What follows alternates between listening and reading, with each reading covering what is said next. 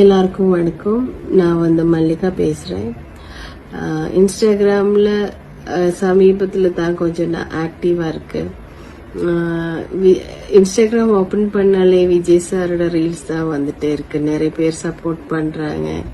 So எனக்கும் Vijay sir பத்தி 2 வார்த்தை பேசணும்.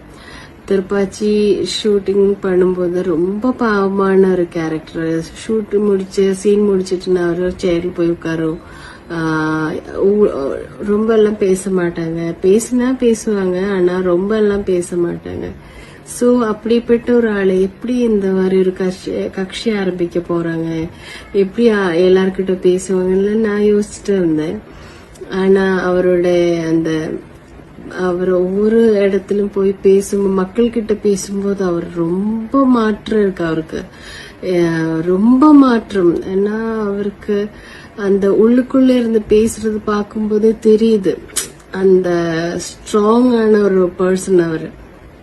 சோ அந்த மாதிரி பேசுறது பார்க்கும்போது எனக்கு ரொம்ப சந்தோஷமா இருக்கு. எனக்கு ஒரே ஒரு விஷயம் தான் சொல்றணும். எனக்கு மக்கள் கிட்ட விஜய் சார் மக்கள் முன்னாடி கண்டிப்பா நடிக்க மாட்டாங்க.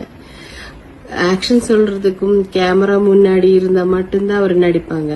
மக்கள் முன்னாடி கண்டிப்பா நடிக்க மாட்டாங்க. அது எனக்கு தெரியும். அந்த மாதிரி ஒரு மனிதன் உங்களுக்காக வந்திருக்காங்க, உங்களுக்கு நல்ல செய்யணும்னு நினைக்கிறாங்க. சோ தமிழ்நாடு மக்களுக்கு ரொம்ப கொடுத்து வச்சிருக்காங்க இந்த மாதிரி ஒரு மனிதனை கிடைச்சிருக்கு. சோ இந்த கலிகாலத்துல நல்லது செய்யணும்னு நினைச்சா கூட நிறைய தப்புகள், கெட்ட விஷயங்கள் நமக்குள்ள வந்துடும். இப்ப நல்லா செய்யறதுக்கு ஒரு ஆள் இறங்கி இருக்குன்னா அவருக்கு நிறைய தப்பான விஷயங்கள் வந்துட்டே இருக்கும்.